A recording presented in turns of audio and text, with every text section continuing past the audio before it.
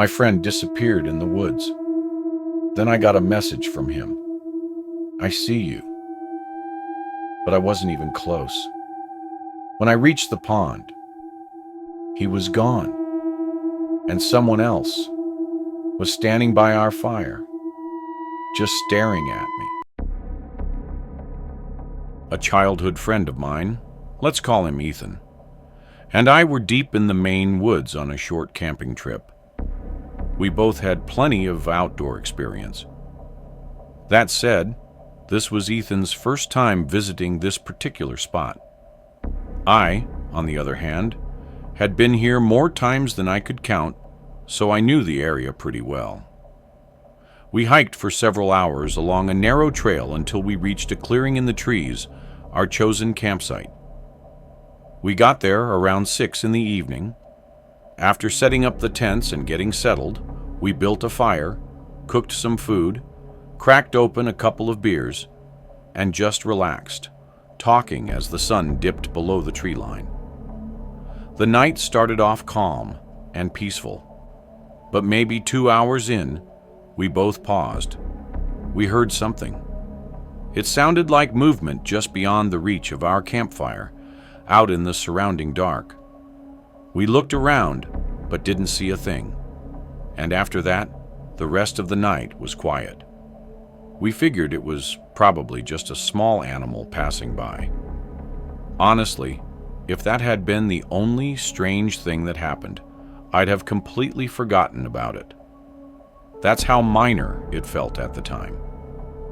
If you're not used to camping, it might sound unsettling, but for anyone who spends time in the woods, those little noises are just part of the experience, usually nothing to worry about. Once we had our couple drinks and started getting tired, we called it a night and poured out the fire, then got in our tents and fell asleep. In the morning, we woke up early, as this spot was good for a reason. That reason is because there was a very secluded private pond just a half-mile through the woods from the campsite.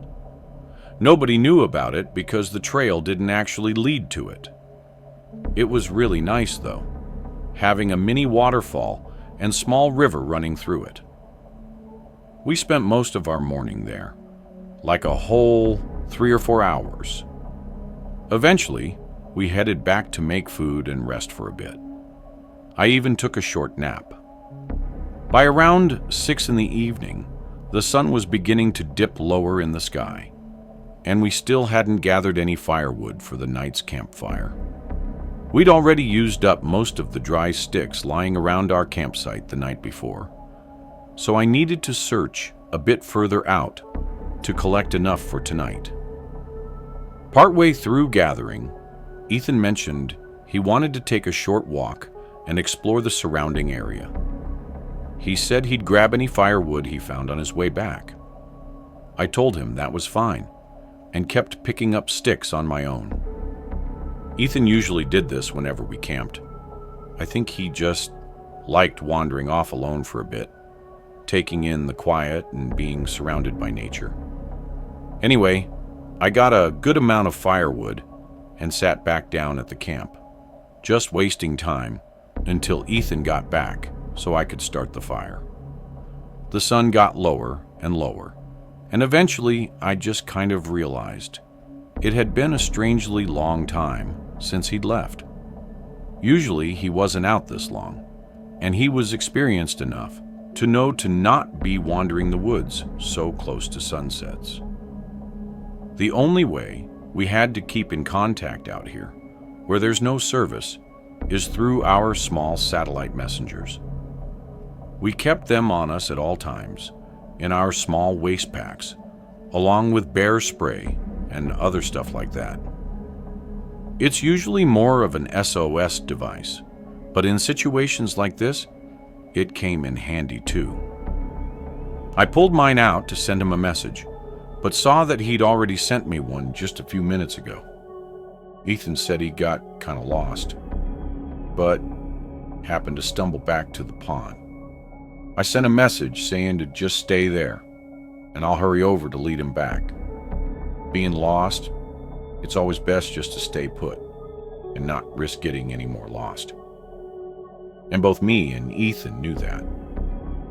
So me knowing the area, I quickly started heading to the pond. At this point, it was really just a race against the sun. Even having headlamps and knowing the area during the day, it would still be really easy to get lost at night. I got about halfway to the pond, maybe 4 or 5 minutes away, when I got another message. I reached into my bag and checked it, assuming it was just going to be him checking in or asking for an ETA. But Ethan sent the words, "I see you." What did he mean? I see you. I wasn't even near the pond yet. I stopped and looked around, confused and not seeing him anywhere. I said I wasn't there yet and didn't see him. Slightly worried, I started moving faster, basically running to the pond. I got there quickly, running up to the tree line before the water. Ethan wasn't there. From where I was, I could see the whole tree line around the pond, and he wasn't anywhere around. I felt blood rush from my face and pulled the messenger back out. My last message saying that I didn't see him hadn't been opened. I called out his name, hearing my voice echo through the trees. The sun was nearly gone, and the forest was getting quieter and darker. Maybe he already started heading back, like he somehow remembered the way. I don't know why he would, but where else would he be? With the daylight practically gone, I knew it was safest for me to head back and figure things out from the camp. I didn't start the fire yet, so if I waited too long, I'd never be able to find the campsite in the dark.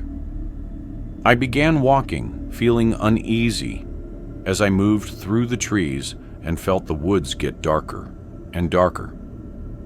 All I could think about was the ominous last message he sent. I see you. It was nearly pitch black by the time I was a minute or so from the clearing. But then I saw something, a flickering orange glow right from where the campsite was. As I got closer, I could see that the campfire was lit and someone was standing right by it. I started approaching, feeling a wave of relief, knowing Ethan had made it back safely. But when I got closer, the person suddenly shifted and looked toward me, then sprinted away from the fire and out of the campsite. Heart pumping, I ran up, confused and terrified. That wasn't Ethan. I pulled my messenger back out and started spamming texts. At this point, I was seriously worried and disturbed by what was going on. But just a minute or so later, Ethan came running out of the woods and into the campsite. He had a face of both fear and relief. He immediately said we had to go. I agreed, mentioning the guy I saw by the fire, and him saying it was likely the same guy he saw approaching him by the pond. He said he thought it was me until he got closer and realized it was someone else. Apparently then, Ethan tried asking if the guy knew how to get back to the trail, but the man didn't respond. He just kept walking forward, revealing a really unsettling smile across his face. And according to Ethan, something about him looked really off. Like his face was uncanny. Something just wasn't normal about it. This sent him into a panic, where he just ran in the direction he thought was most likely toward the campsite, getting lost again, but eventually seeing the fire and going toward it. We packed and left. The hike back to the car was tense, to say the least, but we made it out. Looking back on the whole trip, I kept replaying everything in my head, especially the movement we'd heard that first night outside the campsite. It all started to make sense. Chances are, that man had been out there from the beginning, watching us, waiting for one of us to be alone. The thought that he may have been standing just beyond the tree line while we laughed, talked, and slept, completely unaware, still sends a chill through me. Ethan and I still bring up that camping trip from time to time, but we've never gone back to those woods, and we don't plan to. But first, did you know that 98% of people who watch my videos aren't subscribed? That means you. And yes, I am speaking specifically to you. Probably aren't. So, now would be a great time to leave a like on the video and subscribe. Anyhow, I was taking a solo trip, a quick getaway to clear my head, and had booked an Airbnb about 6 hours from home. There wasn't any special reason I picked that place. I just opened the Airbnb map, searched for something affordable and a little off the grid, somewhere quiet outside a small town. I just needed a break from city noise.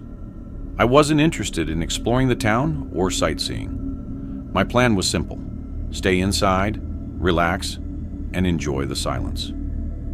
The place I ended up booking was a house tucked away in a patch of forest, just on the edge of a tiny, almost forgotten town.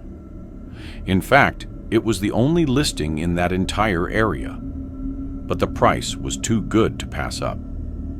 I made the drive, winding down long, empty roads, surrounded by dense trees, until I finally arrived. It wasn't exactly a house. It looked more like an old cabin, weathered and isolated, with nothing else in sight but woods. I stepped onto the porch, opened the creaky front door, and started bringing my things inside. The only thing I needed to do before settling in for the next few days was go to the grocery store and stock up on some food and drinks. I drove into town. It was mid-afternoon, but there were almost no other cars or people out. Maybe it was just because I was from the city, but even for a small town like this, it felt like I was driving through a ghost town. And when I walked through the grocery store, it was just as empty. The few people I did pass by, though, gave me a strange, cold look, following me with their eyes as I passed by them. It almost felt like they all somehow knew that I wasn't from here, and they didn't like it. It was really weird. I got what I needed and headed back to the cabin. By then, I think I'd mostly decided that I was just being paranoid over nothing. There's no way those people actually cared who I was. I was just some random person in a grocery store. I shook it off and felt better knowing I wasn't going into town for the rest of the trip anyway. I unpacked and watched TV in the living room. That whole night and the next day was nice and quiet. That following night, though, it was pouring outside. A storm had rolled in and didn't seem like it was going to stop or slow down anytime soon. I was cozied up inside, of course, laying on the couch, half asleep, when there was a knock at the door to the cabin. I shot up and looked at the door. There's no way someone was outside the house in the middle of this storm. I checked my phone and saw no texts or anything from the Airbnb host. It was also just that one knock at the door. After maybe 30 seconds, I got up and walked over. When I looked out, I didn't see anyone, although it was really dark and there was no porch light. So without opening the door, I couldn't make out all that much. As the minutes passed, my mind stumbled to every possibility that wasn't someone knocking at the door, like maybe the storm blowing something over, or even me dreaming it while being half asleep. I think I really just didn't want to believe someone was out there, because I knew how unsettling that would be. I laid back down on the couch and had the TV on, sort of paying half attention and just laying there. A decent amount of time went by. I wasn't keeping track, but if I had to guess, I'd say about an hour. The TV was fairly quiet, but the storm was still going on. Between those sounds, though, there was a sudden cough behind me, like a man quickly coughing and trying to cover the sound. I jolted my head back and looked, immediately seeing something move away from the outside of the window. I'd only caught a split second of it. Not enough to even make out if it was a reflection or a figure, but obviously hearing the cough gave it away. Someone was outside the Airbnb. I knew they had to have been watching into the cabin through that window, which instantly sent chills through me. I grabbed my phone and dialed 911, telling them I think I was being stalked and that someone was creeping around outside. The storm was too loud for me to hear any footsteps, so I had no idea if they ran away or were still around out there. I was relieved when a police officer showed up only 3 minutes later. I opened the door and started explaining what was going on, but the officer was visibly unbothered by anything. When I finished explaining, he just responded with, "That's it," as if it was no big deal. The officer didn't take down any notes or anything. He had that same cold look as everyone else in the town. He almost seemed mad at me, like he was genuinely upset for making him come out into the storm to help me. He said he didn't see anyone when he pulled in, so if something actually happens, then to call. Before I could say anything else, he turned his back on me and drove away. I honestly couldn't believe it. That made me feel even less safe and even more disturbed by whatever the hell was going on in this town.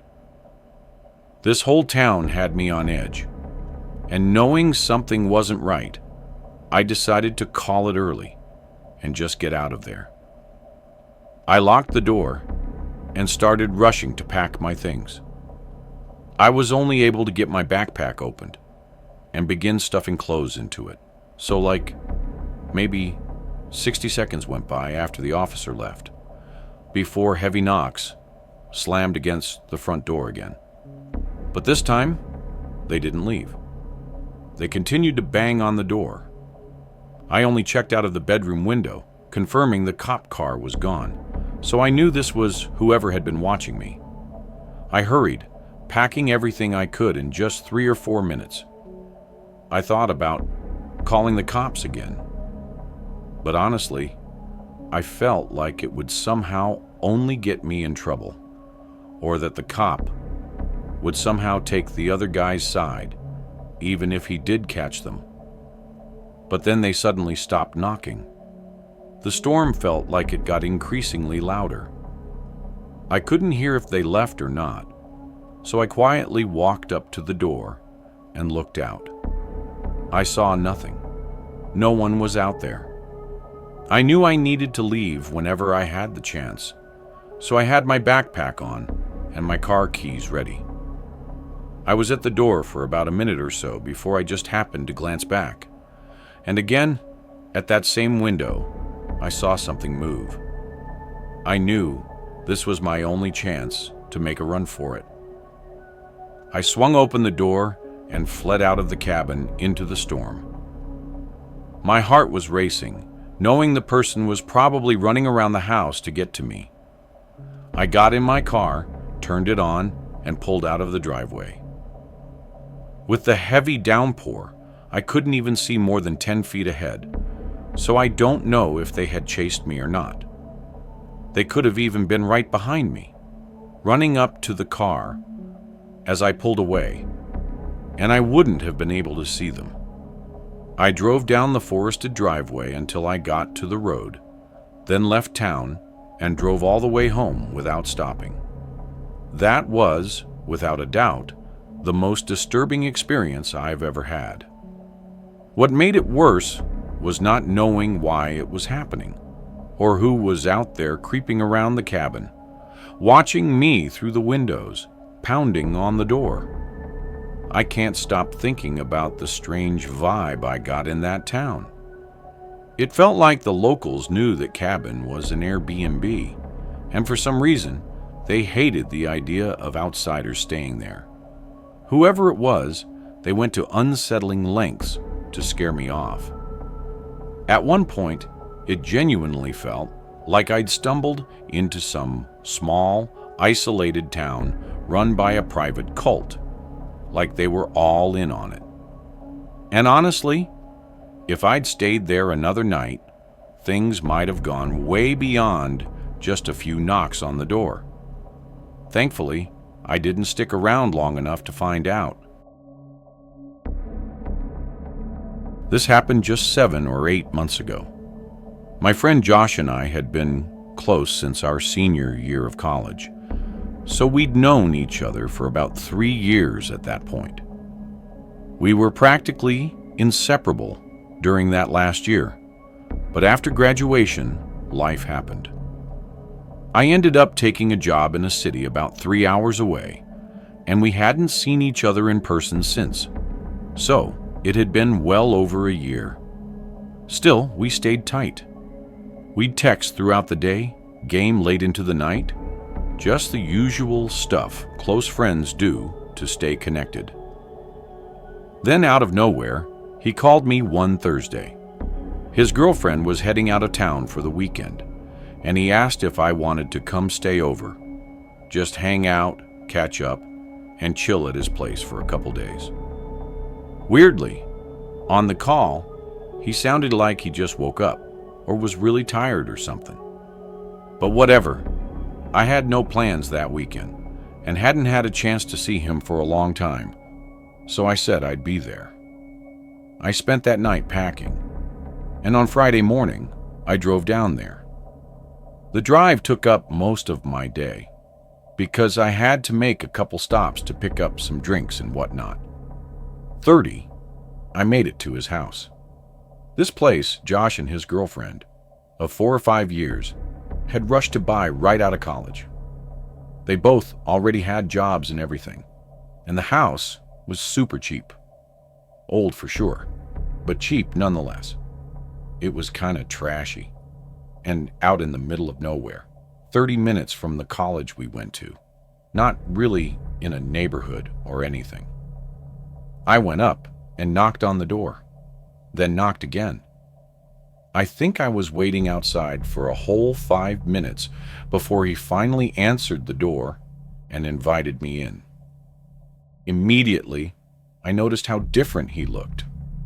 He had this really tired expression covering his face. He usually had a ton of energy, so this was kind of strange. I thought maybe he was just having an off day or something though. We hung out and played some Xbox for a bit and having a few drinks, mostly just catching up and hanging out like we used to. Still, Josh was noticeably a lot different than he was just a year ago, or even when we'd game online. In person now, he acted like a completely different person altogether. Honestly, it kind of felt like he didn't even want to be hanging out with me. Again, I thought he had to have just been having an unusual day. I mean, we all have them. But as it got later, and before drinking too much, I threw it out there that maybe we should just hit the hay early. Go to bed now so we could be re-energized for the whole day tomorrow. But through his droopy eyes and tired, gravelly voice, he said we should stay up tonight. It seemed like he was barely even able to stay awake. So this was getting really weird. And the more I said that we should just go to bed, the more pushy about it he got. I agreed to hang out for another 30-ish minutes. But during that time, it was really awkward. He was clearly too tired to even hold a conversation. So most of the time, we were just sitting there in silence, occasionally sipping on our beverages. It honestly felt really uncomfortable, like I wasn't even sitting in the same room as one of my friends. I wondered how this was even the same friend I once knew and hung out with all the time. And why was he only acting like this in person? I tried asking what he'd been up to and how everything's been, but he avoided any questions like that. Eventually, I said I had to get some sleep, and even though he tried pushing me to stay up, I refused. I was pretty worried about him, and a little creeped out, to be honest, but hoped things would be more normal tomorrow. I went into the spare bedroom to get ready for bed, but something was off about it. The whole room was empty. There was not a single thing in there, aside from the small bed against the wall. And just as strange, it looked brand new, like it was bought specifically for me coming over. By now, I was beginning to consider that I was overthinking everything. Still, I really just wanted to make sure Josh was okay. So I sent a text to his girlfriend. Like I said, they'd been together for 5 years, and we all hung out together a few times during college. But I didn't really know her that well. I only waited a couple of minutes before she responded. All I'd said was that Josh was acting a little weird and seemed out of it. So I asked if she noticed anything recently as well, or if she might have known why he was like this right now. She said that they've been broken up and that she'd moved out 4 months ago and had no idea what I was talking about. What? I was actually in shock. Why did he lie about her just being gone for the weekend? And why did he have me come over so suddenly now and not months ago? Things weren't adding up. It still didn't explain why he was acting so strange, and only made me feel like I couldn't trust him even more, making the whole thing more unsettling. Not wanting to sleep without getting answers, I turned back toward the door to leave the room, but froze in place. I could see a shadow standing right behind the door. After a second, he moved away. I felt my heart start racing a bit as I moved closer to the door and listened, then opened it, stepping into the hallway and closing the door behind me. I saw the door to his bedroom was open, and I could hear him moving around in there. All the lights in the house were off now, but right away, I noticed something on the back side of the door that wasn't there before. It was a mount, like one side screwed into the wall and the other into the door. He had to have just done this, probably hand screwing it in, as I was in the room, trying to figure out what was going on. I didn't want to be inside that house with him for another second. I started quickly and quietly walking away.